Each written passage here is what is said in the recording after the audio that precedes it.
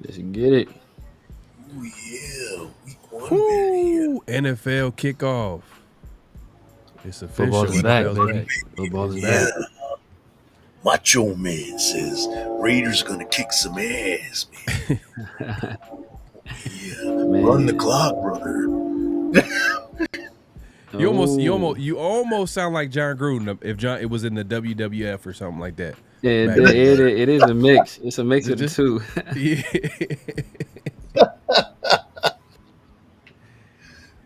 Man, that'd be funny though. If John Gruden was a wrestler, how would that look like? Like, what would his style be? He'll do like basic wrestling stuff that was done in the '60s, like pile drivers and DDTs. Yeah, exactly. Nothing new age. Nothing new age, bro. But he'd never be able to pin a motherfucker because that's like the red zone. Yeah. He whip your ass the whole match and couldn't pin you. Yep. Don't forget to clock in, like the thumbs, man. Like, comment, subscribe, hit that notification bell. Here we go. Yes, sir. Great Pharaoh. The gift of Troy is a fabulous fabric from the land of the 5 rivers.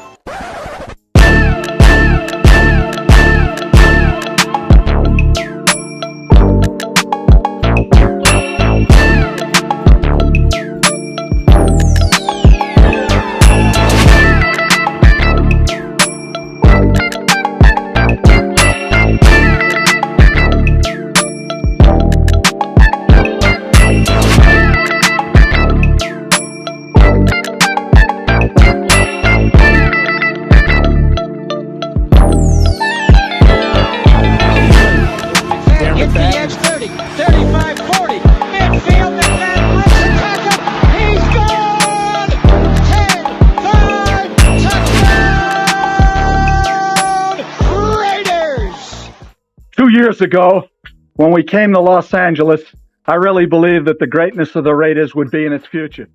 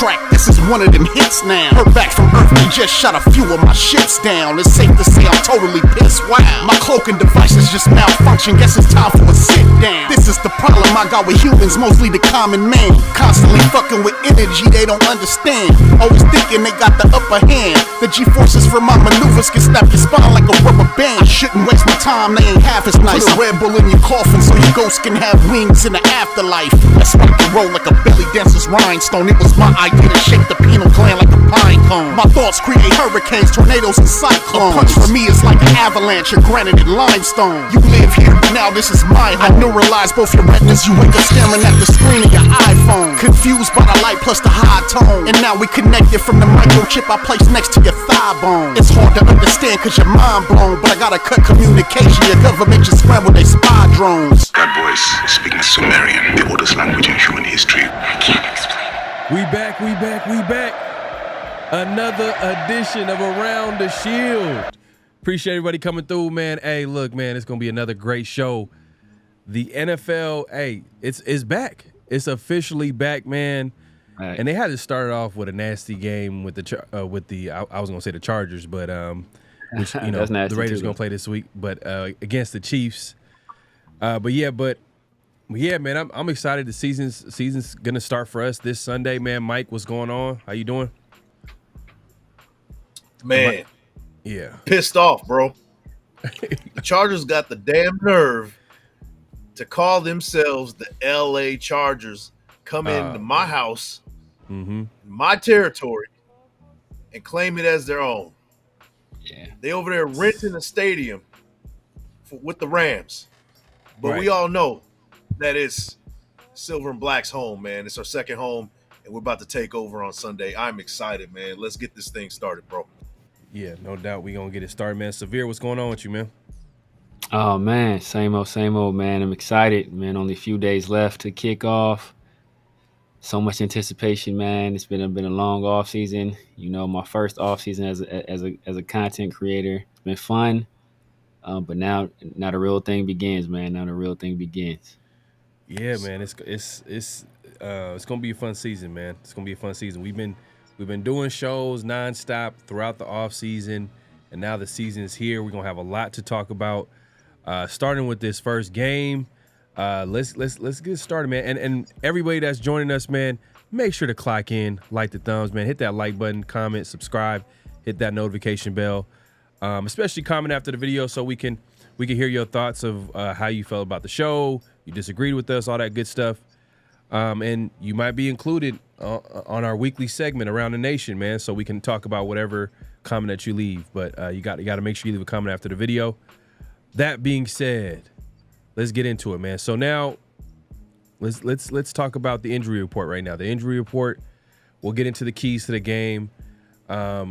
Mike, let's start off with you because me and Severe, we kind of got the conversation started earlier this week about the Raiders and Chargers. What are you looking at when it's a completely different coaching staff with Jim Harbaugh coming in. What are you expecting from the Chargers this week? I expect them to still be trying to find that identity that they're trying to instill with Harbaugh. You know, you can argue and say that we're going, we went through the same kind of going through the same growing pains, but we kind of had Pierce here last year to kind of, introduce himself and kind of acclimate the team with his philosophy. Yeah. So we have a head start as far as that goes. I think they're still going to be trying to find their identity. And the offense, to be honest with you, the Chargers offense, where's their receivers? Where's their number one receiver? Who's going to be running the ball? J.K. Dobbins? When he's healthy, he's decent. But we haven't seen J.K. Dobbins in a while. He had the Achilles and major injuries like that. Are we going to get the 100% J.K. Dobbins? Was it Gus Edwards too? They got some question marks at the running back position. So there's a lot of what ifs. There's a lot of question marks with the Chargers. And game one, we're catching them kind of at the right time as far as are they establishing, trying to establish that identity, and where we already have our identity. It's Right. it's been established for quite a while now. So I think we have the advantage as far as that goes. Yeah. Yeah. And, looking at their offense last year, it was Brandon Staley, huge disappointment, always underachieving under him. I mean, the Chargers always have been like that. What if? Like, the media always picks them to do something, but they always never live up to expectations. Brandon Staley, obviously, he's not the head coach. Last year, they finished, 25th in rushing. So, and they were 20. They're in the 20s in attempts. That's going to completely change under Harbaugh. And Greg Roman as his offensive coordinator, who was his offensive coordinator back with the 49ers. And if we're just going to stick to just Harbaugh, like everywhere Harbaugh goes, he incorporates that run game. So I feel like that's going to be a big part of what the Chargers are going to try to do on Sundays, incorporate that run game. And Justin Herbert's not 100% going into this game.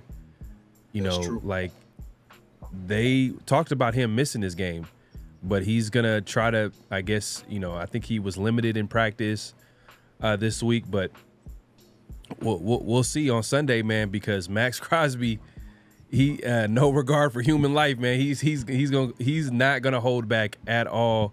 And this defensive line, and I think the Chargers are aware of that, so I think they're gonna really, to me, in my opinion, they're gonna have a heavy run game.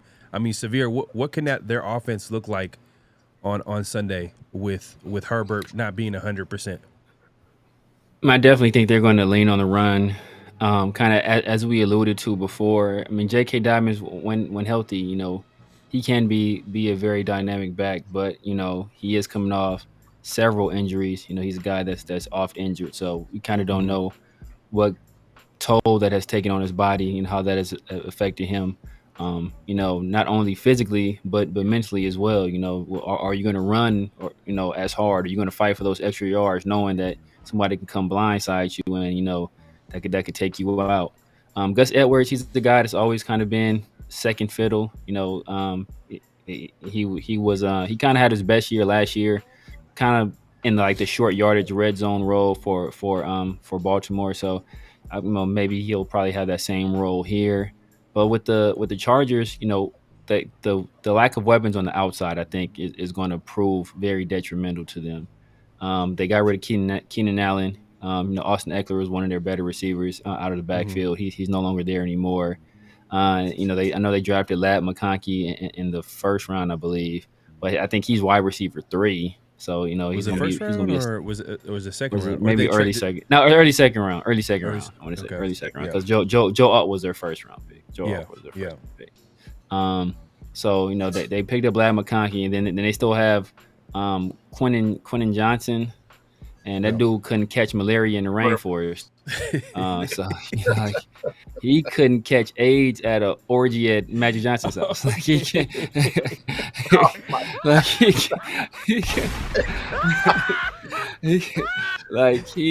His hands are question mark to say the least. So he's a guy that has a lot of physical gifts, but like one of those gifts isn't catching the ball when you're a wide receiver.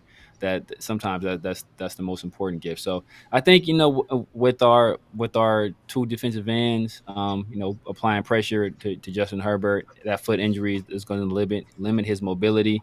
And it's not like in previous years where guys can just step up in the pocket, because you step in the pocket now, you're running right into a guy like Christian Wilkins.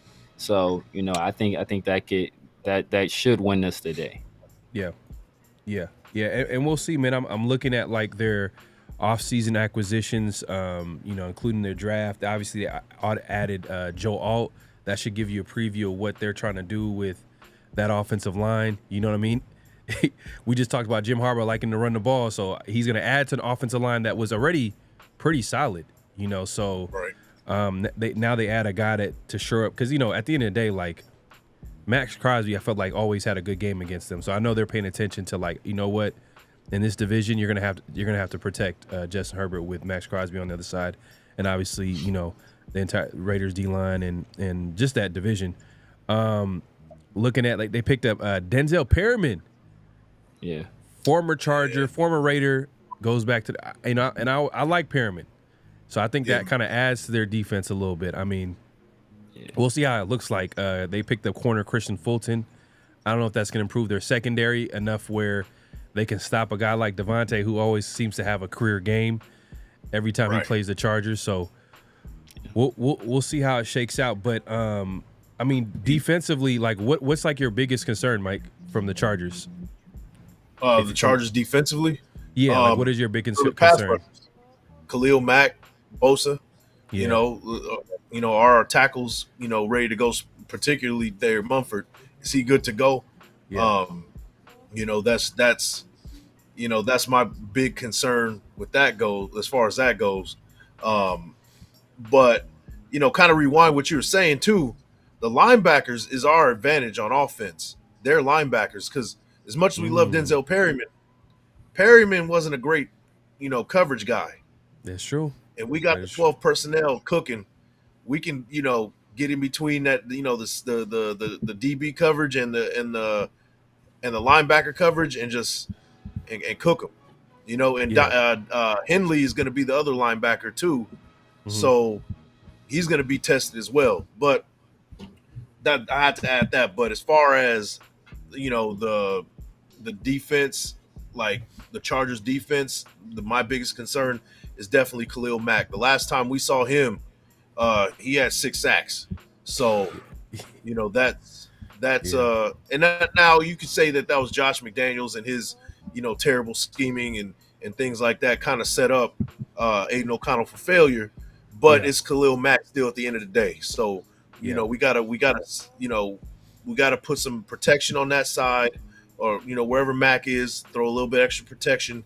Make sure Bosa doesn't do it. You know, maybe you have tight ends on both sides for max protection in certain situations, and short routes and yards after the catch for our tight ends. Yeah, you make a good point about their linebackers and coverage, man. That's something that our tight ends are definitely going to have to. The Raiders for sure probably they're circling that like, hey, look, we drafted Brock Bowers, Michael Mayer, second-year tight end. You know what I mean? Definitely gonna, and I'm sure the Chargers are gonna be aware of that too as well. They're gonna try to figure out ways to get to the quarterback.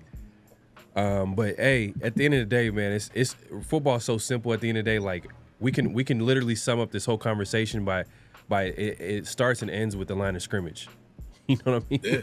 Especially this game. Out of all games, especially this game, where you talk about how they want to impose their will in the run game, we want to impose our will in the run game. And then on top of that, we need to figure out a way to stop the run.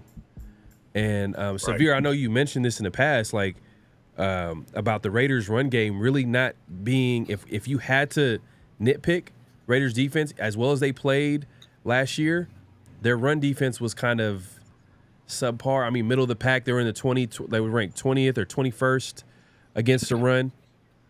I mean, what would you say? Do you think? Do you feel like the Raiders did enough this offseason to improve that run defense? The hope is that they did. You know, adding a guy like Christian Wilkins, who's actually, you know, a pretty effective run defender. I think, you know, keeping another year John Jenkins. I think, you know, John Jenkins, he had a career year last year. I think, you know, bringing him back, making sure he solidified in the middle of that defense. And I think just improvements we can make internally. You know, AP, we heard him speak. It was yesterday, I believe. And one of the things he talked about was Devon Diablo, and talked about how, you know, when he was like, you know, he was in that room, like coaching those guys. And, you know, Devon Diablo was one of those guys. He was like, you know, Devon Diablo was asking him about backpedaling. He's like, bro, you're a linebacker. Like, you know, backpedal, but you go forward. And that's one of the things that, you know, he had to kind of coach into him. And he said that, you know, like it's starting to click for Devon, and that he said he thinks Devon's going to be a breakout player. So if we can get some and we saw it a little bit in preseason, right? Like on that very first play of preseason, who was the guy in the backfield making the tackle? It was Devon Diablo. So I think if you get some improved play there, I think that can go a long way toward shoring up the defense. And I think we'll have better tackling on the outside. No more Marcus Peters. I think Jacorian Bennett, one of the things people questioned about him coming out of Maryland was his tackling, but he showed early in the season that he was a very willing tackler, and he's a very physical guy. So I think that just improved tackling from the corners as well is going to be something that's going to help kind of shore up that run defense. Do you think him losing weight, Diablo losing weight, kind of will affect him in the run game? I think at the end of the day, he's not a banger kind of guy. He's a guy that's going to shoot the gap and do that kind of stuff. So I think that it's if anything, it's going to help him because he'll be able to move a little bit more free. Like if either way, if a guy gets to the second level on Diablo, I don't care if he's 240 or 230, like it's play over. He's not, so I'd rather have him have that added quickness to maybe dip a shoulder and get around a guy or go back door on a guy and make a play that way. Than have him trying to be big and trying to take on guards and stuff like that. That's not his game. Yeah, right.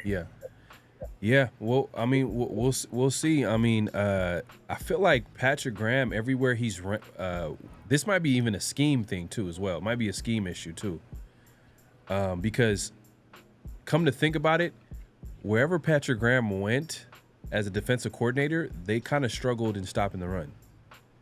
I think the Giants, if you guys remember, they struggled stopping the run. Even that I remember that game where the Raiders were playing the Giants and Patrick Graham was the defensive coordinator, and if y'all remember, Derek Carr throws the dumbest pick six.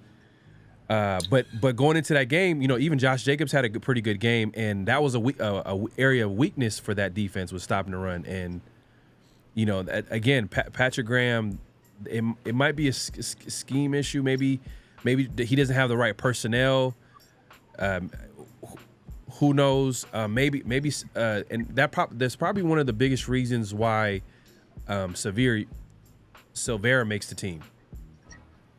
He doesn't give you a lot in the pass rush, but he's a guy that he can stop the run, and he backs up a guy like John Jenkins.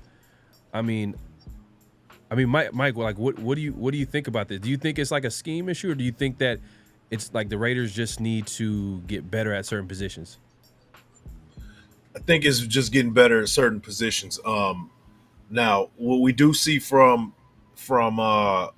Graham is that he's going to be in that 4-2-5 look, and if that was primarily his look, even with the Giants. Maybe it was, maybe you didn't have that box safety coming in and he wasn't a willing tackler, or your linebackers weren't that great either. You also got to keep that into consideration. Now, fast forward to what we saw with the Raiders, especially with Diablo, he was making a lot of tackles, but he was making it well after, they were getting their yards. So, it's got to be solid linebacker play, especially when you only got two of them. Yep. So you got to have that, and then you got to have that box safety or that slot corner being a willing tackler as well. Now I can't really speak on for what was going on with the Giants, but that's what is needed. With the Raiders, I mean, you got Nate Hobbs, who's definitely a willing tackler too. So check that off the box. We got that, and then we got the safeties who they're gonna do their thing when it's time. And then the corners, we like you said, like Severe said, Jacorian Bennett showing he's a willing tackler, and Jack Jones is just scrappy. He's gonna do whatever it takes.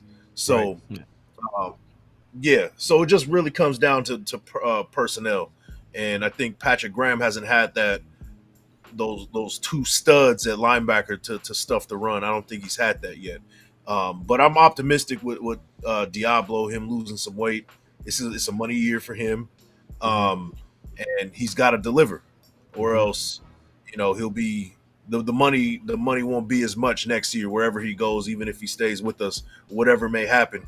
A lot is depending on what he does this season. So I have him having a breakout season just for the fact that he's lost some weight, he's prepared, and he's looking for a payday. So I'm looking for Diablo double-digit tackles in this game. Yeah, man. You're calling your shot right now. You're calling your shot, man. It sounds like he might be a player to game. Final, I don't know, a guy that probably can win that player of the game. I don't even know what I'm trying to say right now. Yeah, Yeah, like an unsung hero. game ball recipient. Game ball recipient. There's all kinds of titles for that, bro. He's gonna get the game ball. I mean, like I predicted. I think on the 50-50 show, I think I said I had him getting the first sack of the season. I think that they're gonna run him on the blitz. I think he'll get home. I think the first person that really kind of caught my eye when when that brought his name up was Marvin Lewis, head coach Marvin Lewis. You know, we always say, like, when you guys watch the Raiders media and whatever they got going on, you just got to read between the lines. Sometimes they kind of give you the whole, you know, like, just another game, you know, one play at a time type of speech. But every now and then they might give you some gems. And he immediately, when they asked him, like, who's a player that looks good so far, and he immediately said Adam Butler and Devon Diablo. So that's good to hear. But what I really was trying to say, because I was in the midst of like thinking of a few things, I wanted to that run defense is going to be something we got to keep an eye on, because if we can't stop the run, then all that talk about us trying to get to the passer and rushing the passer, I think teams are going to be trying to test us in that area. And I felt like some of our biggest losses, like if you even think last season, were against teams where we struggled to stop the run. I mean, if you think about the Bears, they had a undrafted rookie at quarterback, and if you couldn't get off the field, we couldn't stop the run. Shout out Lou Getsy. You know what I mean? Hopefully he brings that run offense to this team.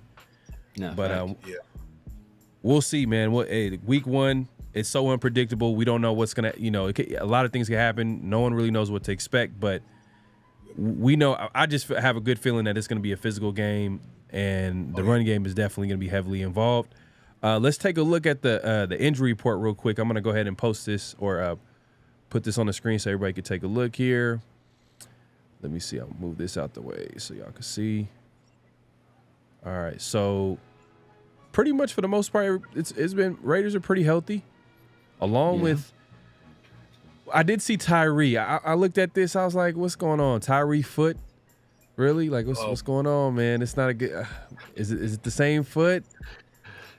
But he practiced in full. He practiced in full Wednesday and Thursday. But this is kind of a concern. He did come into the league with an injured foot.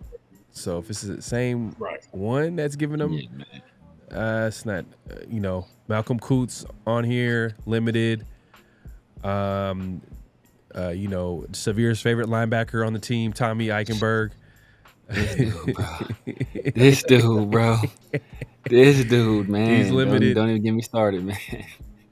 But the biggest concern right here is Jackson Powers Johnson, man. Right now he is dealing with the injury bug. Now he had an illness, so he didn't participate in practicing, but obviously he was out for a while, missing a lot of the offseason due to I think a concussion, which was crazy. So that's not good when you're missing all that time because of a concussion, and those types of things tend to linger. The Chargers, on the other hand, they're pretty much healthy. I mean, DJ Shark, this dude's always hurt. Yeah, always hurt, man. Always hurt. He was a guy that had some potential early on. Big receiver, speedy receiver, deep threat, but just never can stay healthy. Never can stay healthy. 3 years ago, I think we flirted with signing him. I want to say 3 years ago. Or when Gruden was here. With signing him. Yeah, that free agency class, for sure. But then, was it the? I think it was McDaniels. Was it McDaniels? Possibly. Yeah. And then we got his first year. Okay.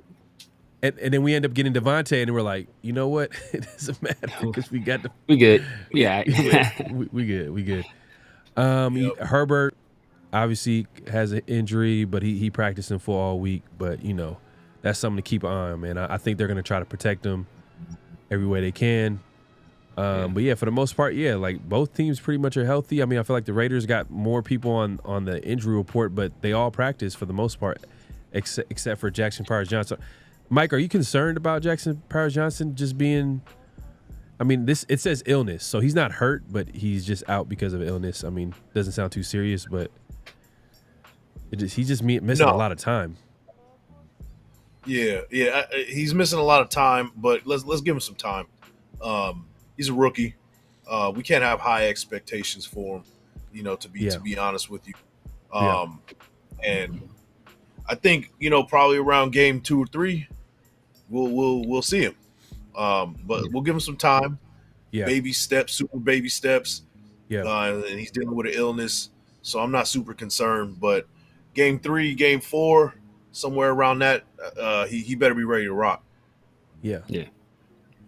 Well, hey man, I can't wait to see him, man, because I think he's gonna be a big piece of that O-line. I feel like he makes it that much better, just because no one wants to see Cody Whitehair start.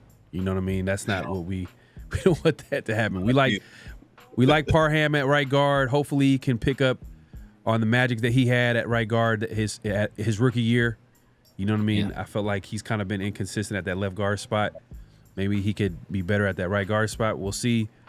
But if we can add Jackson Powers-Johnson, you add him with Cole Miller, Parham, and then if, just Mumford could just hold it down on the right side, or to be honest with you, this might be a crazy best case scenario if, DJ Glaze, he just takes over that spot, and that's our right tackle for the future. You know what I mean? Like he holds. Also, another thing that should be considered is maybe possibly moving Munford at guard. If things go wrong with Whitehair, move him into guard, throw Glaze over on the right side, and then rock that way. Yeah. Because Munford, he did play guard before. He's done it before. He did it in college with Ohio State. So, and Glaze had a good camp. He moves very well. He seems to be a good fit with the wide the wide zone style type of blocking that they want to do with run game. Yeah. So, it's a good fit, and I think that if he does come into the game, it's not an ideal thing, but I think he'll hold his own. Yeah. And I think the Raiders are trying to put the best 5. It's a good problem to have. If you got another offensive line that you could add to the mix, which is DJ Glaze. We didn't even expect him to be this good so early. But that just makes everything that much. And now the Raiders have options now. You could just bring along Jackson Powers-Johnson. You don't have to force the issue. That's actually a good point. Parham moving back to left guard is what you're saying? Yeah. I mean, just because it's a continuity thing. He knows it, and just throw Munford on the other side of guard. He might be our best option at guard at this point when JPJ is down. So why not? Yeah. And Glaze shown that he can hold his own, and in a limited role or in relief for a game, I think he'll be all right. Now, for the entirety of the season, I don't think so. Not yet. That he might get exposed through film and things like that. So, but in a limited role, for a game or maybe even a couple games or whatever, then I like that idea. If Cody Whitehair doesn't work out. Okay. Yeah, that's actually a solid idea. I mean, we'll see how it shakes out. But real quickly, Severe, give one key to the game to win the game for the Raiders. I mean, we talked about it ad nauseum, man, but stop the run. I think that is the number one thing. If we stop the run, I think that allows Malcolm Kuntz and Max Crosby to peel their ears back and attack. And one of those guys is going to be, one of those guys got Rashawn Slater. Rashawn Slater is a dog. Mm-hmm. He's a dog. Yeah. But the other guy has Joe Alt. And while Joe Alt is a very good prospect, he is a rookie. And he ain't seen these guys yet. He hasn't seen a guy with the tenacity and the moves of a Max Crosby. He hasn't seen the guy with the kind of twitch that Malcolm Kuntz has, and that's combined with grown man strength. It's not like 18, 19, 20-year-old strength. That's like just grown man strength now you're dealing with. So it looks a little bit different. So, and I said it a few times already, like last year, toward the end of the year, there were times, especially I want to say for sure in the Chiefs game, there were times where teams were saying, "Know what? We're gonna throw the double over here on Malcolm Kuntz. we're going to throw a chip over here at Malcolm Kuntz. We're going to give Crosby a one-on-one. That's how dominant Kuntz was at times toward the end of the year. Like his pass, and Mike can probably speak to this better because he has PFF, but I think his pass rush run rate was like top 5 or something in the league over the last 8 games, like something ridiculous. So he was a dominant player, and I want to say both of those guys were like top 10 rushers toward the back half of the year. So if we can stop the run, that gives all those guys the opportunity to do what they do best, and that is rush the passer. Yeah, I'm gonna go ahead and say don't turn the ball over. In a game where we're talking about the run game, we're talking about how it's gonna be a physical game, it's gonna be a defensive game. Time of possession is gonna be huge. Meaning there's not gonna be a whole lot of possessions. Meaning that you can't turn the ball over. A game like this, turn the ball over, you're gonna lose the game. I mean, it's simple as that. And Minshew is going to have to be a big part of that being successful, because we understand, his MO in the past has been that gunslinger, sometimes reckless with the football, fumbling, maybe throwing some picks. That needs to be he is now the starter for the Las Vegas Raiders. He needs to take that very seriously, and hopefully this game we come out on top when it comes to turnovers, and we don't turn the ball over more than the other team, in this case the Chargers. So I would say turnovers for sure. Definitely big key to game. Mike. Yep. So I'm gonna go on offense and defense. So for our offense, for the Raiders offense, they got to get the tight ends in the mix. And when I say the tight ends in the mix, they got to be a big focal point as far as run blocking protection. If they do establish the run, then we can go play action, and then we can dump it off to those tight ends, especially because they don't have the greatest coverage linebackers in the world. Mm-hmm. So utilize the tight ends on offense. That's one key. And then as far as defense goes, stop the run like you said, but moreover, to kind of just solidify what you said about stopping the run. If we don't stop the run, that sets up the pass via play action, and that'll get the passing game going. So we got to stop it from the beginning, the run game. So when they do try to pass the ball, we're not having to worry about the run game, the play action be ineffective, and we can go full tilt ahead after the quarterback. So that's the key to the game. And I will say this. Michael Mayer is going to get on the board. I think that because there is a clear advantage as far as our tight ends versus what they have on, a linebacker. Maybe they'll put a safety on them. But, we got 2 athletic tight ends, strong tight ends that can outman and outstrength a DB. So in that situation, we get into the red zone. I see a quick pass in the red zone for Michael Mayer for a touchdown.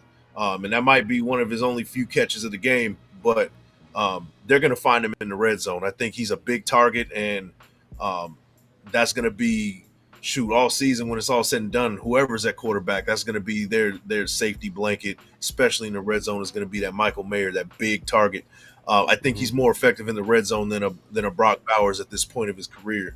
And I think that Michael Mayer is going to definitely get on the board because of the clear advantages that we have against their defense with that. So those are my keys to the game right there.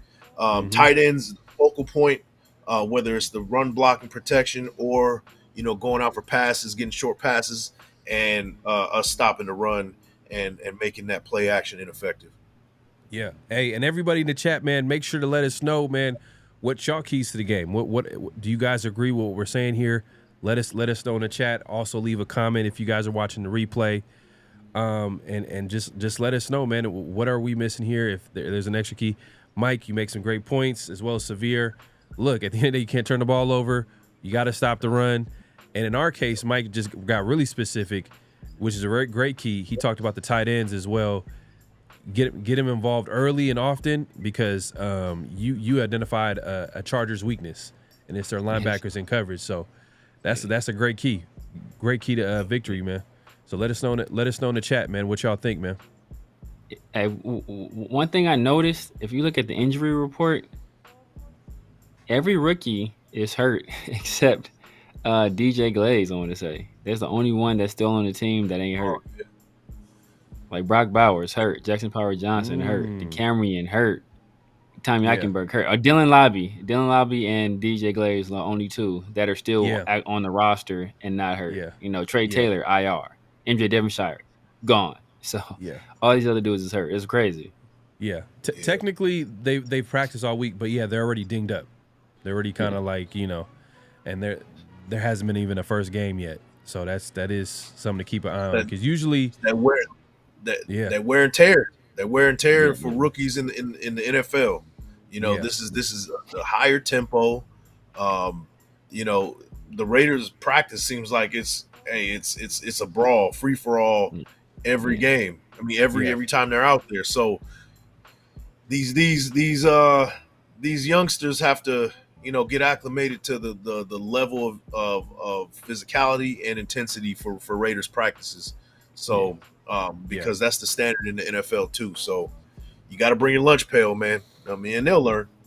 It's probably little things that we don't have to worry about too much. Yeah, but usually rookie. Samir does make a good point. Like usually with rookies, it would happen at some point in the season. Oh, you know, they hit that rookie wall. They're getting dinged up. But this is happening like literally before even the season started. Like the whole draft class is getting hurt. But you know, I'm kind of going out on a limb, but maybe it's a load manage kind of deal. Yeah. So they don't hit that wall later on. Maybe it's that. I mean, that's true. I'm gonna stay optimistic, and I want to lean on that side and saying that might be the case. You know what I mean? Like, I hope so. You know, I hope that's the case. For sure, like, you know, week 8, we're talking about everybody's going down because how physical they were in training camp and things like that. So we'll see. Yeah, man. I'm definitely trying to see Tommy Eichenberg, man. We haven't seen him play not one snap of football, man. He better be damn good, bro. He better be damned good. He better be neck roll good, bro. He better be. Look, Severe though, like if Rattler, because I know why you're saying it, because it's Spencer Rattler. You're saying it because it's Spencer Rattler. Yeah. I'm sure you have your reasons too, is why you felt like they probably should went somewhere else with it. But let's say Spencer Rattler doesn't turn out to be a good player. Do you still feel the same way about the pick? Like the Raiders could have went somewhere else other than a linebacker?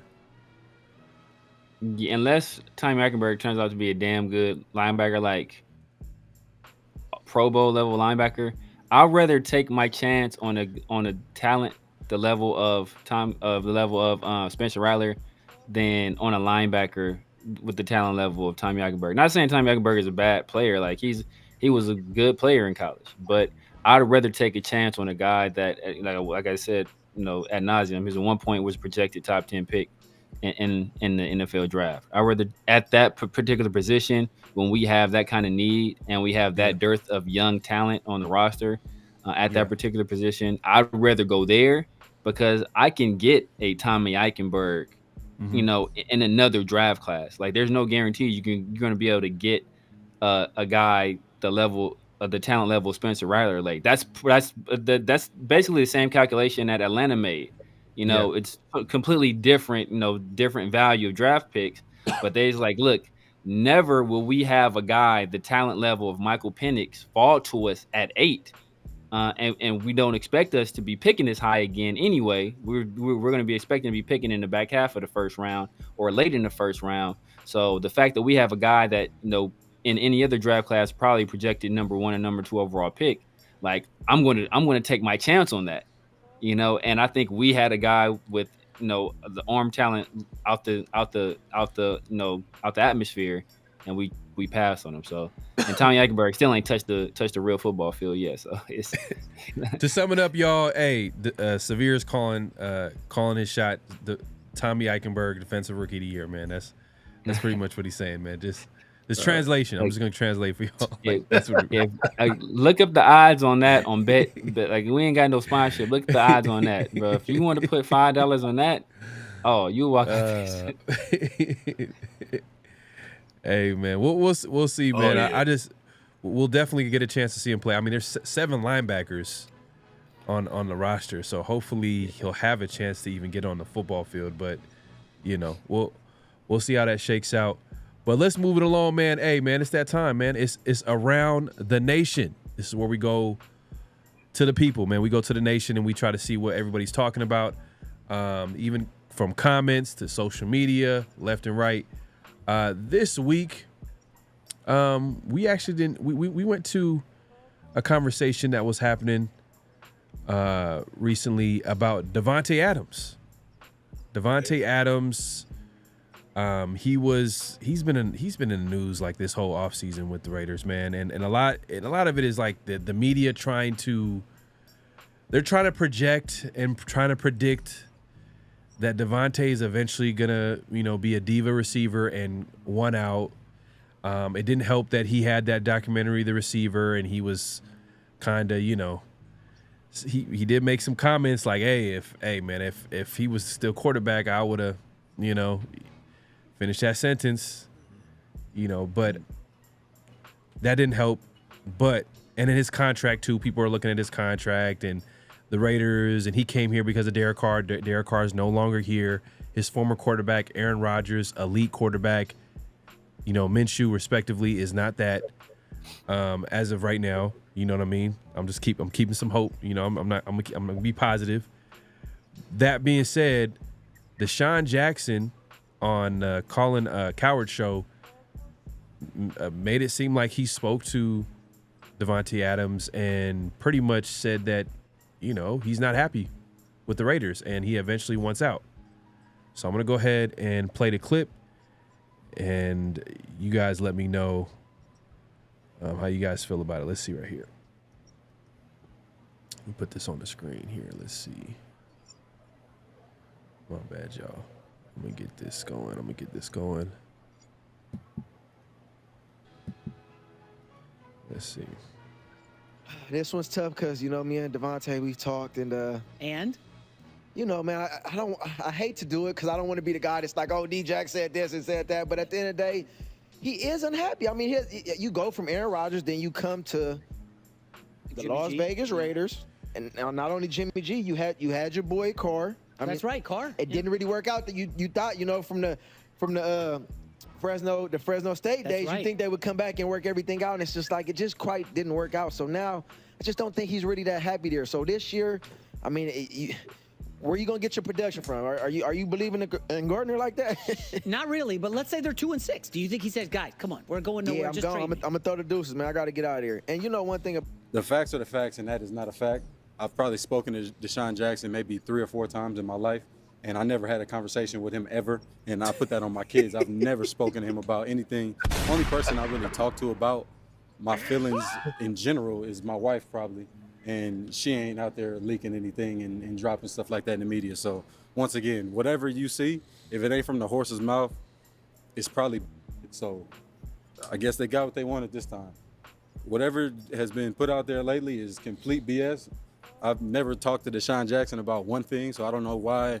I didn't see the interview, so I don't even want to say, I don't know if that is a real quote that came out or how that played out. But in terms of me being upset or not being happy in this organization, it's just a bunch of BS that's just meant to throw everybody off and get, clickbait. Everybody want to see what Davante Adams got to say, and, he's pissed off in Vegas. If I was pissed off, I wouldn't be here right now. Like I said, back at my camp, one of the things somebody here might have interviewed me then.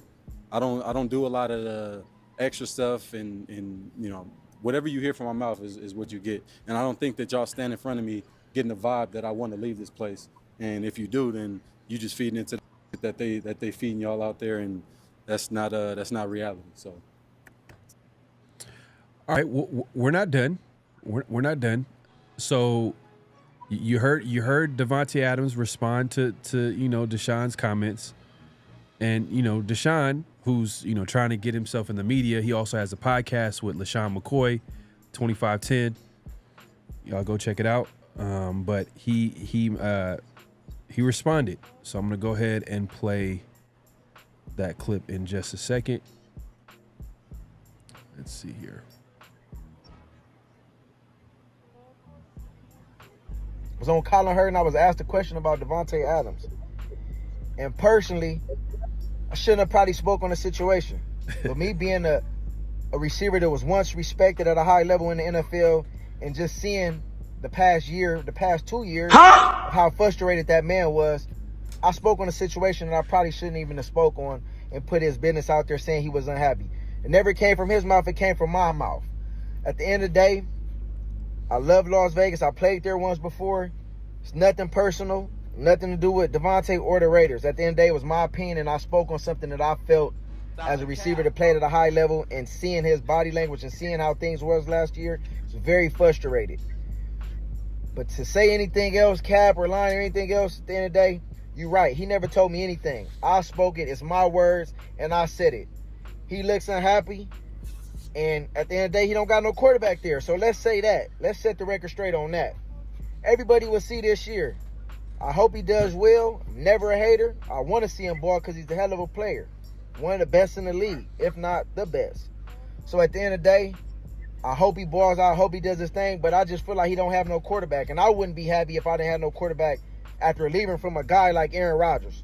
Aaron Rodgers is a top elite guy. And when he went to Vegas, he ain't had that. The production obviously showed. It dropped. So at the end of the day, let's clear it straight. I'm DJAX, 2510. We're going to drop this exclusive there. We ain't looking for no clickbait. We ain't looking for nothing. I'm going to just set the record straight and tell y'all, ain't no cap. I said he's unhappy. I ain't got to do what he said. Because at the end of the day, I'm the one to speak and I'm the one that said it. We're going to clear it there, and that's what it is. All right, man. That's Deshaun Jackson. And I guess I'm just going to start it by saying...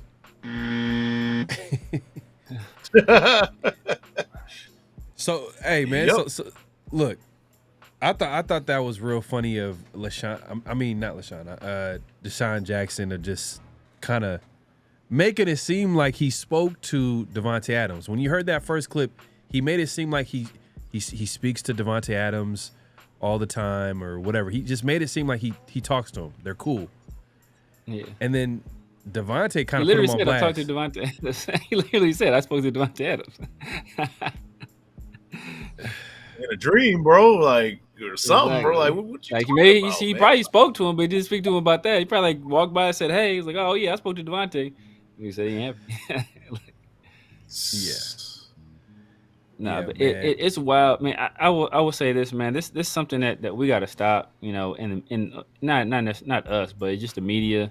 You got to stop running with these narratives, attributing quotes to people that really didn't say them, or taking things out of context purposely to twist the story in your favor, or to make something out to be bigger than what it is. And to say straight up that or to insinuate that he said those words and put it out there as if he spoke them personally to you, and it's not just something you saw third party or saw from afar and interpreted it yourself, or put yourself in or projected your feelings of how you would feel if you were in that situation to him, and then spoke from that perspective. No, you made it seem like he actually said it. So we can't be doing that. But on the same token, I will say this: like Davante, don't act like the only person I speak to about my feelings is my wife, bro.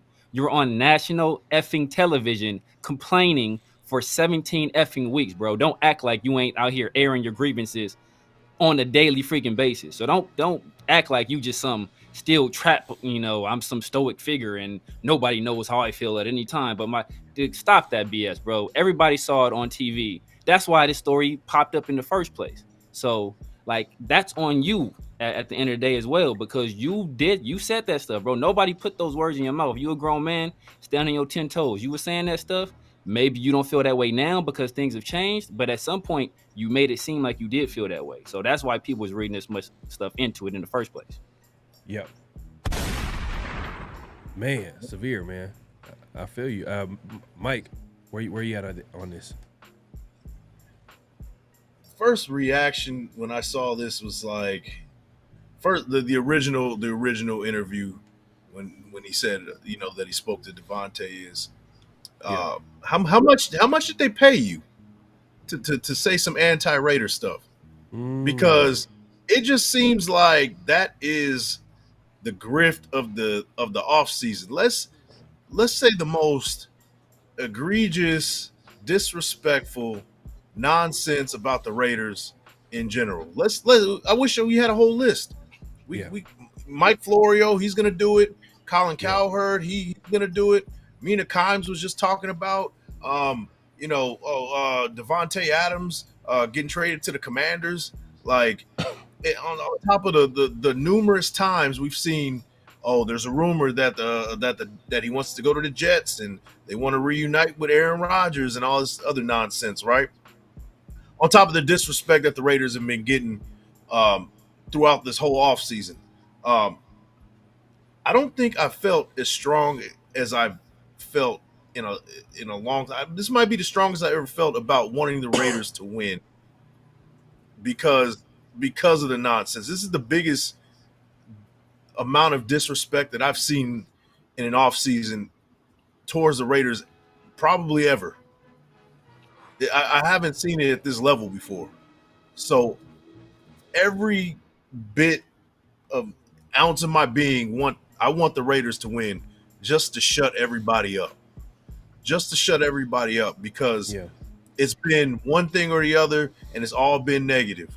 And, even to the point where even I'll admit there were some things where, Davante Adams, especially with the whole preseason thing and, kind of having a slight disagreement with Antonio Pierce, whether or not he was going to play. I kind of fell into that whole trap, like, maybe there's some issues going on, internally. I fell into the trap and maybe thought that it was some issues. But looking at Davante Adams at the press conference and looking at his body language, there's none of that going on.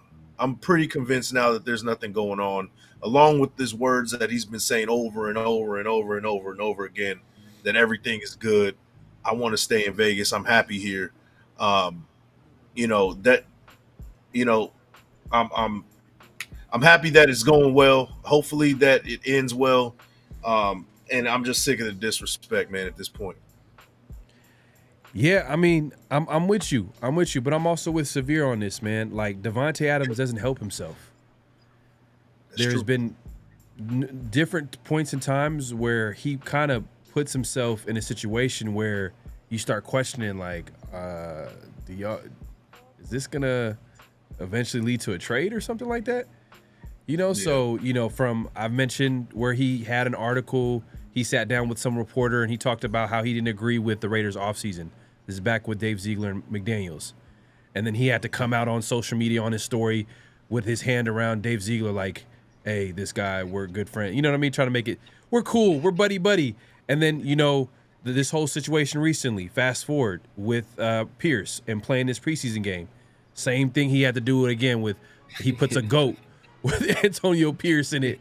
It's and then the receiver documentary. So it's like, on one end, I think right now, I think it's good. I don't think there's any issues, but for now, that's kind of how I feel for right now. Yeah. You know what? I would love to see a social experiment be done, because whenever we've seen a quarterback, Tom Brady, Phillip Rivers, even Peyton Manning, sometimes when things go wrong, they have a fit in the sideline too. Yeah. And nobody was talking about them getting traded in those kind of situations. Now I know that they're winning in those situations, but when things go wrong, winning or losing, a big competitor like at the elite level like a Tom Brady, you could throw Davante Adams in there, they're going to be visibly upset. Doesn't necessarily mean that they want to leave or get out. They're just visibly upset. So there is that. But I will agree that he has done it to himself, just agreeing to do the receiver documentary and kind of how it was portrayed. And I blame Patrick Mahomes for that, to be honest with you. He was the director. Yeah, executive producer. Yeah. And of course they're going to, paint it a certain way. But at the same time, Davante Adams did say, if he was talking down on the quarterback situation. But to be honest, that was the worst quarterback situation It was best. You know, like who, you know, like that's we all complained. Right. You know, Yeah. just imagine, you know, Davante Adams, who's in the building every day with this guy, and seeing the ins and outs, and going from, you know, playing with his buddy, and then before that, playing with Aaron Rodgers, and then going to like the absolute worst quarterback situation probably in the league last year. Yeah. I'd be frustrated too, and I would be like, you know, I would express myself in a way where like, hey, we got to fix this. So yeah, he's definitely done it to himself. But can we blame him? Can we blame him 100% for that? I don't know. I don't think so. Right. And I'm with you. I think I'll pass it on to Severe, but I'm with you. He has every right to be frustrated, for sure. Like every right. My thing is that, you know, we're fans of the team. We follow the game. We follow the team. We can say whatever we want. Yeah. Right. We could say whatever we want, and there's really no consequences really. We keep it respectful, obviously. I mean, I like to keep it respectful. I'm not going to take it all the way there because that's just, I wouldn't do that in real life. So why would I do that, you know, on here? But for Davante for Davante Adams, I feel like he has a responsibility to the team because when he talks, everybody's listening. But Severe, what you about to say? Nah, man, just like you were saying, bro, words have power, you know? Like, no matter how bad that situation is, bro, you're putting that negative energy out there. Like, imagine being at work and you don't like the work performance of somebody you're working with. So you go to every other person you're working with and saying, bro, I cannot stand this dude. This dude is the worst worker I've ever worked with. Like that doesn't make things better, bro. Like that doesn't, like anybody else would be like, yo, bro, this dude's a gossip. This dude, you know, they'll say all kind of stuff about this dude because that's not how you supposed to conduct yourself, bro. If you have an issue with somebody, it's like in the Nation of Islam, bro. Like, not to take it there, but like you're not allowed to say anything behind somebody's back that you wouldn't say in their face. Right? That's their rule. So you can't go around gossiping because if you go around gossiping somebody, they're gonna be like, know what? You and him, now y'all talk about it. You say what you just told me, you say it to his face. So like imagine that weird dynamic, bro. Like all this time, Jimmy G has to work with this dude. They're working together, they're working toward a common goal. Now, obviously, Jimmy was bad, you know, like the Right. play on the field speaks for itself. But you know, he's working toward being a better player. And I'm sure in his face, Davante is saying the right things. But then you find out that later, this entire time, this dude was dirting me behind my back. Like, how does that make? Like, how? Like, bro, like, how would you feel if somebody was doing you like that? That's like, bro, like, you can't move like that and say you a leader and then say I don't talk about my emotions, bro. It's all everybody sees it.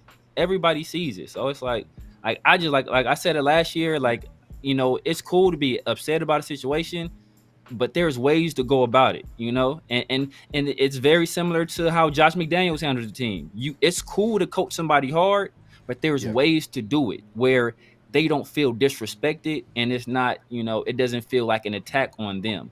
And Josh McDaniels didn't handle the way he coached the team right, and I don't think Davante Adams handled his unhappiness with the quarterback situation or with the team losing in the proper way. Right. And it like you said, it's a tough situation. He has a right to be frustrated. It's just like, hey, look, you're a captain on a team. Everybody, you're the best player, arguably, on the team. Like, everybody's gonna look at you, you know. And that's usually we're looking at the quarterback. We're looking at the head coach. We're looking at the quarterback. But Davante happens to be the best player, arguably the best player on the team. I think Max is he's probably right there or kind of close to surpassing him there. But everybody's going to be looking at what you say. Everybody's going to be listening. It comes with the responsibility. I don't think they've announced their captains yet. They might announce it before the game or this Friday or whatever. We might find out. I think we'll find out soon as far as who the captains are. I'm pretty sure that like Davante is going to be a captain for sure. Davante is going to be a captain. Look, hey, I don't think there's any drama right now. Just to sum it up, I don't think we think there's drama.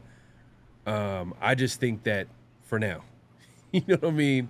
Yeah, for now, exactly. it could easily it could change. It could definitely change. Yeah. I can see it changing. Winning solves everything, But Facts. conversely, losing exposes everything. So we'll see. Facts. Yeah, facts, 100%, man. So, and it's gonna Who start y'all this think Sunday, be man. captains? Who y'all think being captain? Now that you brought that up, offense and defense. Who do y'all think? Oh, definitely Max, and Davante. How many captains are? I know there's special teams for sure, right? Yeah, usually special teams. Yeah. Ooh. I think it's pretty Spillane, obvious at this I think Spillane might be there. Yeah. I can see Spillane being up there. They always talk highly of Spillane and him being a leader on that team. Yeah. You said it was pretty obvious. Who you got? Yeah, it's going to be Max, Spillane, Colton Miller. Every NFL team usually picks the quarterback as their captain. Exactly. It would surprise me to put Gardner Minshew as one of the captains. It wouldn't surprise me if they did that. Right, yeah. Well, Jimmy G was captain last year. And he was He was. Yeah. But I think, but I don't think there was doubt in McDaniel's secret mind that he was not going to be the starter the entire season. Yeah, that's true. They actually believed that he was going to be the starter, but I don't think Pierce and the whole team they're like Minshew's a starter, but they're like but then hey, AOC be ready, stay ready. No, just yeah, but even if that does happen, they've shown between Aiden O'Connell and Gardner Minshew that they're going to work together and they're going to still root for each other, even if AP has to pull the plug on Gardner Minshew. And if that's the case, that's good leadership qualities. So you could very well see him as a captain and very well see him as a captain on the bench.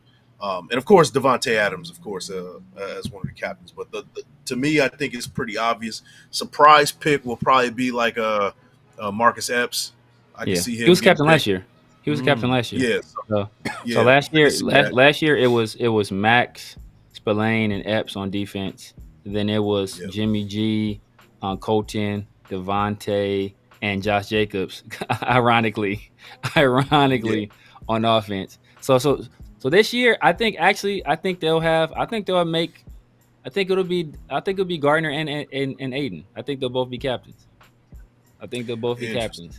And I think it'll be Davante and Colton, and I think defense will stay the same. Special teams, I don't know who was special teams captain last year. Was it Carlson? Maybe, or maybe it was probably Cole and Carlson. I'm assuming those are the main guys. So I'm assuming it's probably Cole and Carlson. Yeah. If that was them last year, because I can't see like Bobenmeyer being the captain, bro. You're a long snapper. So no. So it's probably those guys. I would assume. I think they'll hold true. I think Aiden and Minshew, and then Davante and Colton, and then Spillane, Max, Epps. Yeah, and another guy that you could consider for special teams captain is DJ Turner. I was thinking about it. True, that is. But he's true. young though. Yeah. He's young. You don't think that's going to stop him? Yeah. I mean, he's been knocking on the door at 53 for a couple years now, and whenever he has been on the 53, he's made a big impact in special teams. Yeah. So, that leadership by example, leading by example, that speaks volumes as far as playing a big impact on special teams, and I can see him being selected as one of the captains. Yeah, man. Oh, surprise pick on defense, bro. Tyree. Oh boy, don't get me started, bro. Don't get me started, man.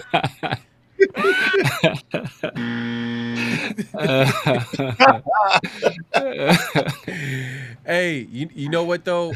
Just to piggyback off what Mike and what you were saying, Severe, about the quarterback situation. Lou Getsy kind of went out his way to talk about Minshew's leadership qualities. Yeah. So you can take that for what it's worth. Like, he actually went out his way to be like, hey, this dude's a leader. He's one of the first people in the building, or if not the first person in the building. It comes natural to him. So when you hear Getsy just talk about that, just that might be a sign that possibly he has a good chance of being that captain for the team. So if not a co-captain would be interesting. I've never seen that, but for sure, I now that I think about it, just hearing Getsy talk about his leadership qualities, and hyping that up, I can see now, like, all right, they're probably going to make Minshew possibly a captain on the team. I could be wrong on this, and somebody in the chat, let us know. Look this up. I believe, and when Andrew Luck was in Indy, I think him and Jacoby were co-captains. I could be wrong on that, but I think him and Jacoby Brissett were co-captains. But I could be wrong on that. Chat, let me know. But I think it was like a dynamic situation. 'Cause I remember the coaching staff talking about like Jacoby was as much of a leader on that team as Andrew Luck. And I was thinking like, what, Jacoby Brissett? Like he's like with Andrew Luck, like the chosen one. Like he's as much of a leader on that team. So I think he was a co-captain too, if I recall correctly.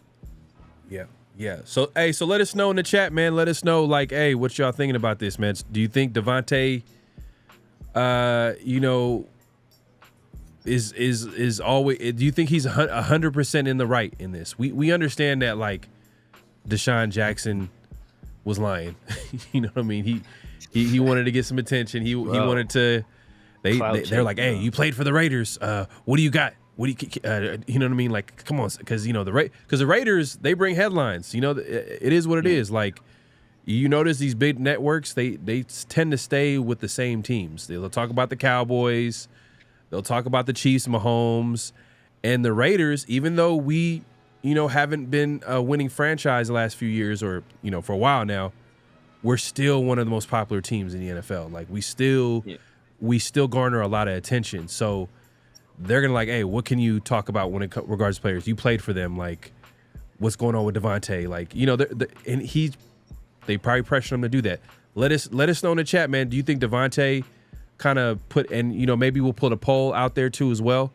Do you think Davante kind of puts himself out there where he doesn't really kind of shut down the door when it comes to all that noise?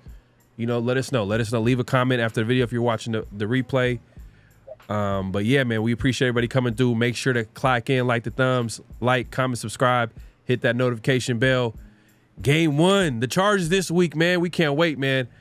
It's gonna be a great game. Me and Severe are gonna be at the game, and we're all gonna be going live, man, in LA. So as well as Mike, we're gonna be linking up, doing live shows. So be on the lookout for that. But we're not done yet. We got one more thing. To a steakhouse. What's the deal? Hey, I already knew that's what you were leaning towards. I was like, hey, we can go somewhere. I know it's gonna be a steakhouse, man. We'll see, man, for sure. We'll definitely figure that out. But we got one more extra point. Yeah. So look, man, if y'all don't know, man, extra point. We just got one last thing to talk about when it comes to certain topics regarding the Raiders or anything going around in the NFL. So I'm gonna go ahead and start with Mike. What's your extra point this week? All right, so there, these Charger fans, the 12 of them that is around, they're talking. They gotta find something, right? And this time it was a dumb Chargers fan, an uninformed Chargers fan, picking a clip, one clip, of Max Crosby having being compromised just a little bit. You can go ahead and show it, man. This it go ahead and roll it, man. I'll explain. So a dog, the light shines on a dog's ass every once in a while. Good for Justin Herbert, who looks like a Disney Channel quarterback. Like, if they casted a quarterback on a Disney Channel movie, it'd be Justin Herbert. And shout out to that guy who clipped it. He says, let's agree to disagree. Well, let's disagree and re-agree again, because let's look at the numbers. I'm a numbers guy. So let's look at the numbers. So I'm looking at Max Crosby.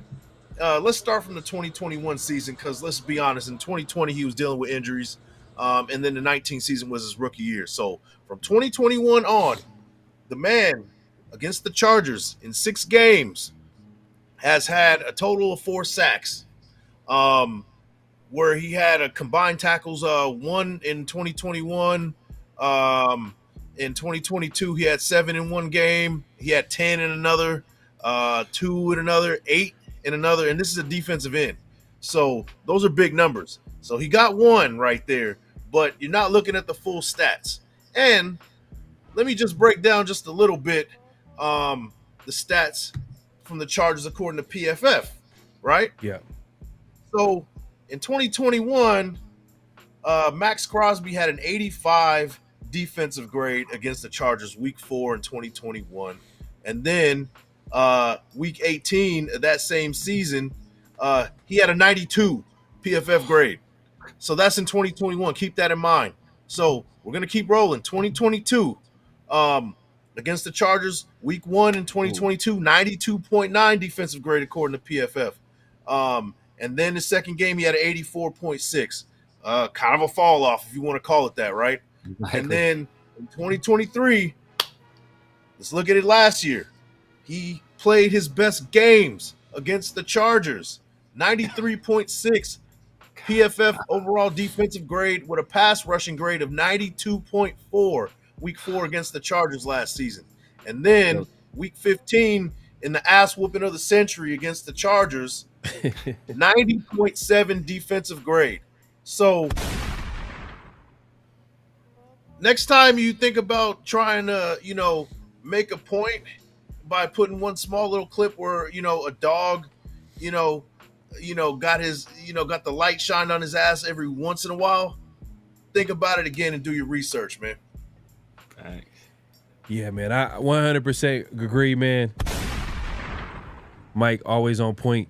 Yeah, man, look, hey, Max Crosby tends to, create a whole lot of havoc every time he plays against Herbert. I could just picture a whole bunch of plays where Max, if he's not getting the sack, he's in Herbert's face.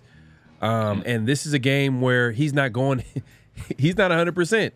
Whether he played practice in full, I don't care. They don't want Herbert to drop back 30 to 40 times this game, especially this game. So we'll see, man. Hey, look, Max is he's definitely going to be and you know what, too?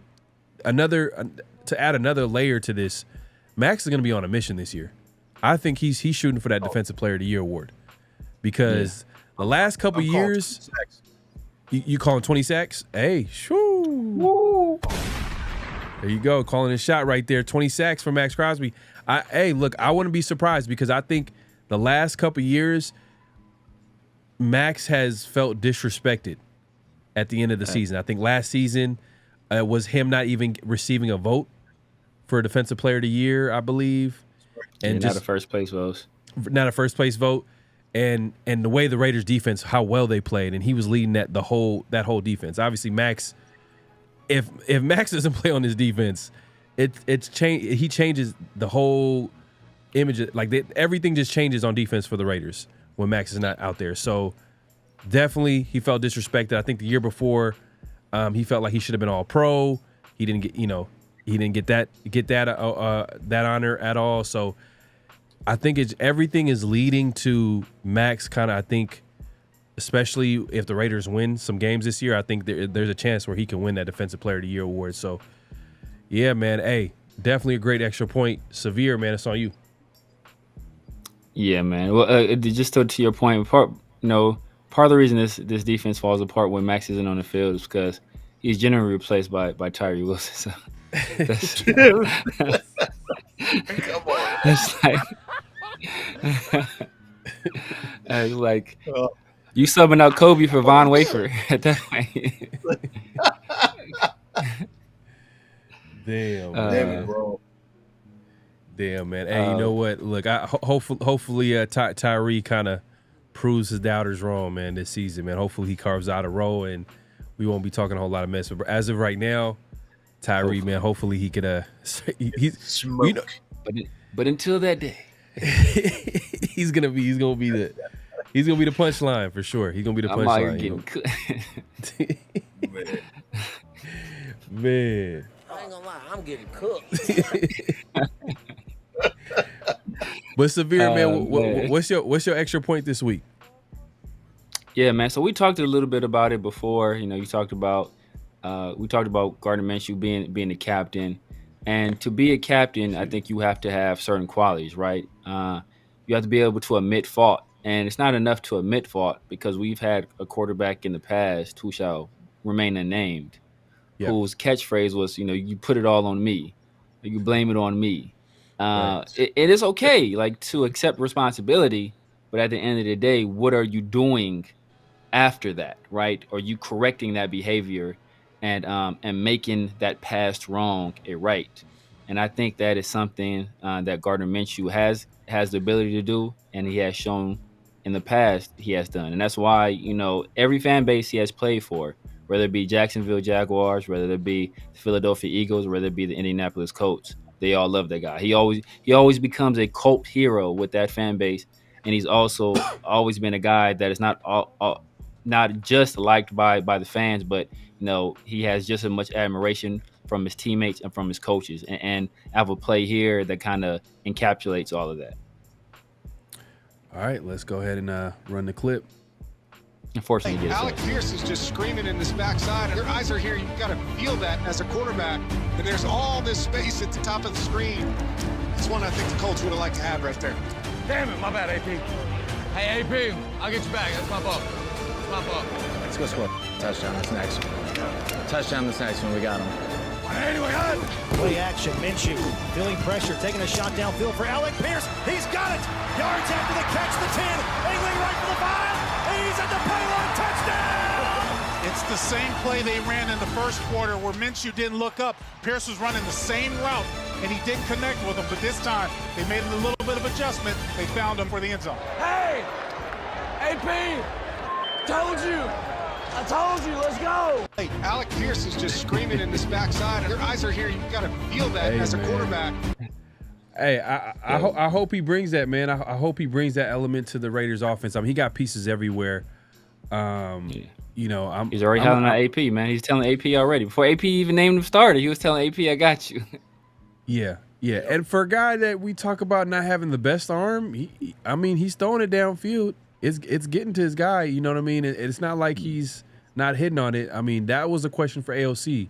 One of the questions at AOC obviously was the mobility, and for him to accurately hit his guys downfield. And Minshew at least answers two of those things right there. He has that big play factor, and then he has that mobility. So Raiders definitely went with him. So hopefully hopefully he's the starting quarterback for the rest of the season. I don't want to see I know we're talking about like it could possibly be, AOC and Minshew going back and forth the quarterback. But be honest with you, I just want it to be one quarterback. I don't want it to be that back and forth. I don't want to see AOC. If AOC is the backup, I want him to be the backup for the entire season and let Minshew ball out. If Minshew, winning. And if the Raiders have to make a move, that means we're not winning.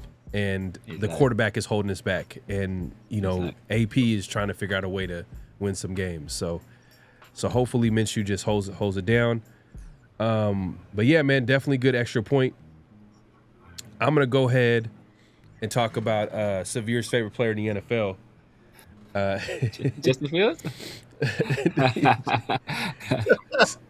Second favorite player. Okay, my bad. But no, it's Josh Jacobs. Josh Jacobs again is in the news, man. And he can't stop talking about the Raiders. And you know what? I think he wanted to stay with the Raiders. As much as we want to say what, a lot of Raider fans are kind of like, they felt a certain type of way of how he left, how he handled the situation, this, that, and the third. But he sat down, had an interview with a reporter out with The Athletic, and he talked about, his time with McDaniels at head coach, how he felt disrespected playing in that Hall of Fame game with McDaniels. And, oh, man, excuse me. And one of the things that he mentioned was that he literally was offered contracts. He said there was interest with the Bears, the Broncos, and Cardinals, Dolphins, Giants, Packers, Texans, and Chiefs. But he said in the end, let me go ahead and put this on the screen so everybody can see. Let's see here. All right, so this is hilarious because I don't think I've ever seen this before. That's a very pause-worthy quote in that second paragraph. Like what? What? Like, hey, I don't know what kind of free agent meeting he was on. That's like Josh Jacobs. You brought P. Diddy out here to recruit you to the Giants. New York native Puff Daddy. Yo. Oh man. Severe, man. You're hilarious. So yeah, man. So look, so he talks about all these teams that are interested in him during free agency. He felt like, he wanted to go to a team that, he didn't want to go to a dominant team. He also mentioned he didn't want to go to the Chiefs. He would never go to the Chiefs, which I kind of respect. I kind of like hearing that, but obviously he's not a Raider, so it's like, whatever, it is what it is. But he didn't want to go to a dominant team. He wanted to be the guy that, as you can see, it says right here, to be the dominant team. So he ends up going to the Packers, we all know. But he says in the end, he said Giants did come on strong with an offer between $3 million and $4 million, more than he eventually accepted. But this right here, man, I don't think I ever seen.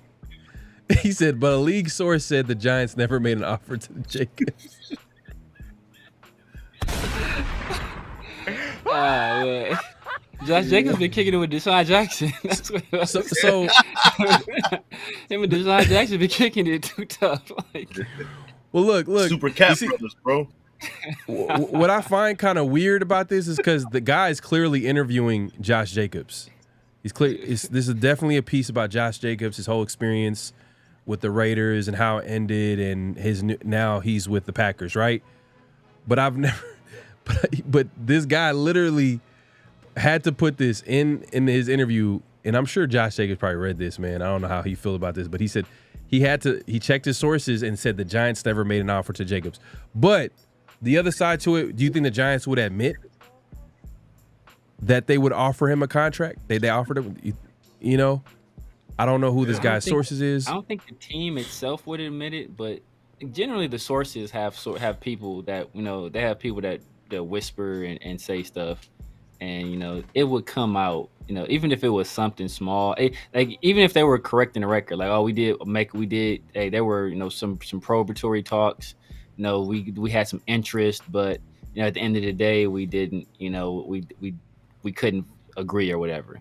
But he just flat out said, yo, he never, like, I just hear the narrative voice. I hear Josh Jacobs saying it, and then like the narrative voice coming on right after, but we can confirm, and he's such an offer. Like it's hilarious, bro. It's just because look, think about it. Because when we look at Josh Jacobs' contract with the Packers, it's not guaranteed, right? After the first year, no, it's four 1 year, basically 4 1 year deals. They have it's the thing like 12.5 guaranteed the first year. I want to say something like that. Yeah. He can make as much as 14.8. Don't call me on that figure, chat. I may be wrong, but that's about the guarantees. But each year is a team option. So even if Josh Jacobs comes out every year and has his best year ever, he's never going to make more than like $14 million a year for the next 4 years, which is going to probably be being a running back. That's a lot of running backs don't last 4 years in the league. So to be stuck in that kind of contract for 4 straight years, like that's like you basically decided you're going to probably retire a Chief. Not Chief, a Packer. Yeah, and I wish Josh Jacobs stayed a Raider, but at the end of the day, come on, man, just let it go. Just let it go, man. Yeah. Just let it go. Hopefully, this is the last time we hear him talking about the team and this and that. Like, come on, man. And if this is true that he's lying about contract offers, that's just, come on, man.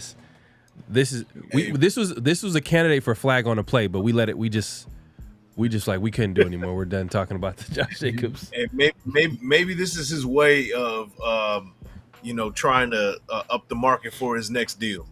Maybe this is maybe this is his failed attempt at trying to get him $3 to $4 million more and have teams chasing after him after the end of the season if it doesn't work out with the Packers. So maybe maybe that's how he saw it and didn't think that they were going to do some research behind his statement. And it turned out to be a big fail, allegedly. And on top of that too, I kind of find it hard to believe that he would turn down a deal that offered him $3 million to $4 million annually, and he's a running back in the NFL. Yeah. Where Especially the Giants. Yeah.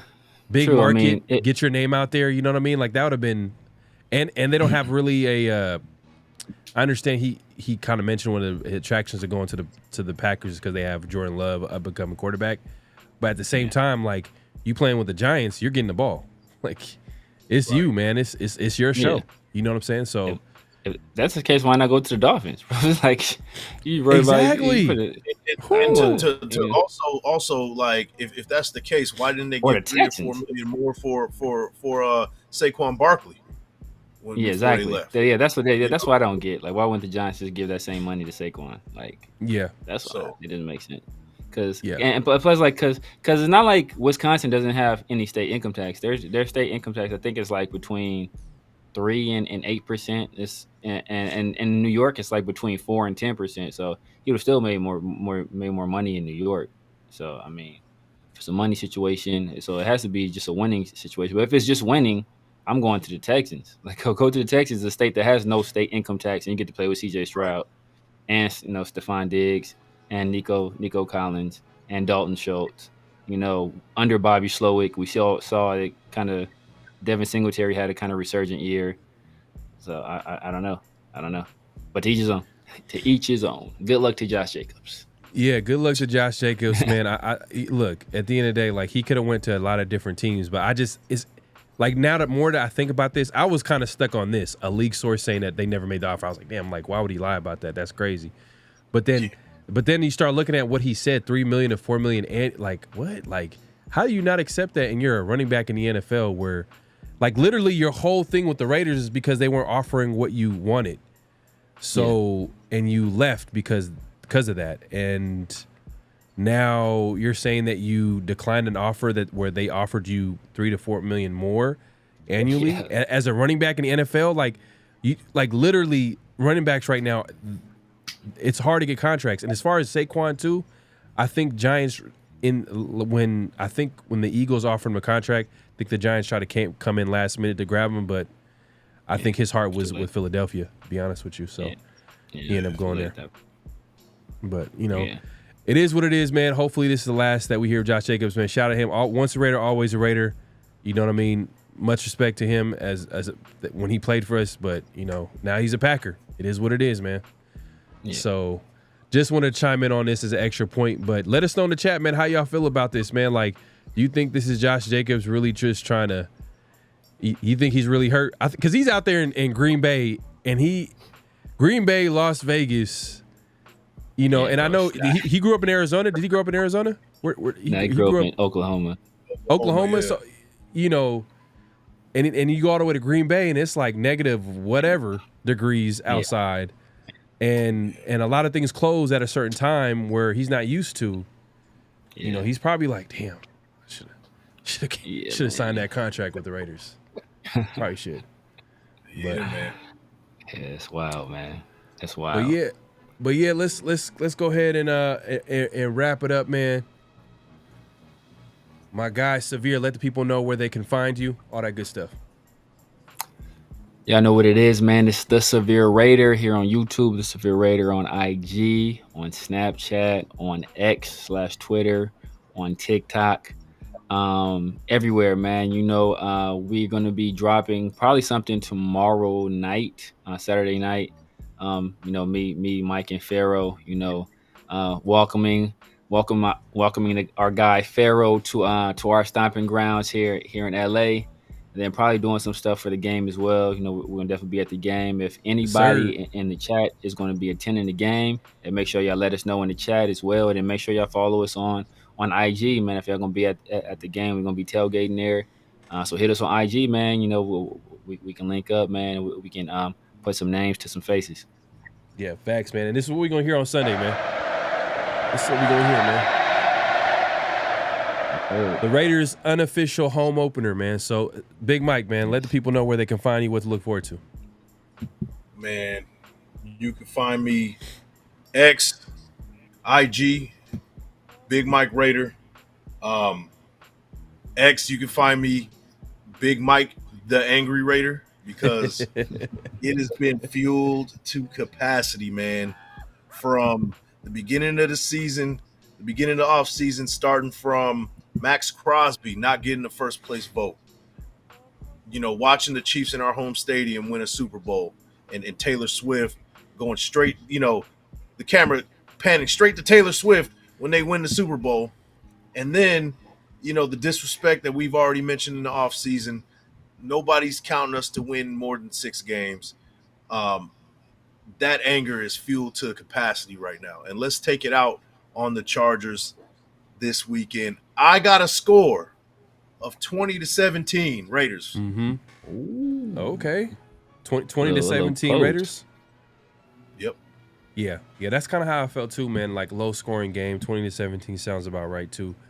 I think I said earlier in the week, I said 21-24, so we'll see. It's a divisional game. I feel like it's going to be a physical game. They're going to try to run the ball. We'll see how it shakes out, man. But yeah, man, it's going to be fun, man, this weekend. Chargers, Raiders, game 1, man, to open the season, the unofficial home opener in LA. Me, Big Mike, Severe are going to be getting together for a post-game show, and as well as we'll see how it shakes out on Saturday, because I know we're gonna link up and stuff like that. We might have a show on Saturday. We'll see. So be on the lookout. What you got to do though, you got to make sure you hit the like button, you got to comment, subscribe, but hit that notification bell so you'll be notified when we go live. We do this weekly. Around the Shield, we drop this every Friday, as well as me and Severe. We do the 50-50 show every Tuesday evening, new time. But definitely tune in. But we're gonna be going live this weekend, man. It's gonna be great. We're gonna have a good time, man. Finally, we get to link up, man. And I know Severe, we met a few times, but like Mike, man, hey, it's gonna be fun this weekend, bro. Yeah, for sure. So yeah, hey, everybody that's gonna go to the game that's in the area, definitely stop by for the to tailgate. We're gonna be at the Pink Lot, I believe. The Pink Lot is where everybody's gonna be meeting up. So if y'all want to link up, have a good time, talk some shit, make fun of these Charger fans. Are they gonna even show up? I don't even think they're gonna show up. They're gonna stay at the house. All 12 of them. All 12. As Mike said. All three of them. Yeah, man. Hey, but yeah, look, hey, but it's gonna be fun this weekend. Make sure to tune in, and we appreciate everybody coming through. Any last thoughts for anybody? Y'all want to throw? Oh yeah, make sure to everybody that's that's pre-ordered, be on the lookout for an email I'm going to be sending out to give you an update on the merch, the 50-50 shirt, and more too. And there's going to be some other stuff, some extra stuff too. So be on the lookout for that, and we'll make an announcement for everybody else as well. So just be on the lookout on the community tab, social media, Around the Shield. Make sure to give Around the Shield on IG and on X a follow as well. That's where you'll see updates from Big Mike, myself, Severe, all that good stuff, as well as our own social media platforms, as you can see on the screen, man. But any last thoughts anybody want to, leave the people with? Man, I think we come out. I think we shocked the world, man. I think we put up more points than expected. I think Davante has a big first half. I think Jacoby and Michael Mayer have huge second halves, and I think Zamir White. I'm gonna say he goes for over 100. I'm gonna say he goes for 100. Hey, I predicted it. I said 105. I said 105. And like 25 yards receiving. You know what I mean? To give a solid start to the season, because I think Zamir is gonna be he's a solid player. Yeah, you know what I mean. But I'm not gonna lie. If I start seeing him hit some big runs, I'm talking about like some 60, 70 yard touchdowns. We gonna talk that shit. We gonna talk that, man. When we get there. All right, man. Let's head out. Hey, we went a little bit over, but we appreciate everybody coming through. Till next time, peace. Just win, baby. Hello. You play to win the game. You don't play to just play it.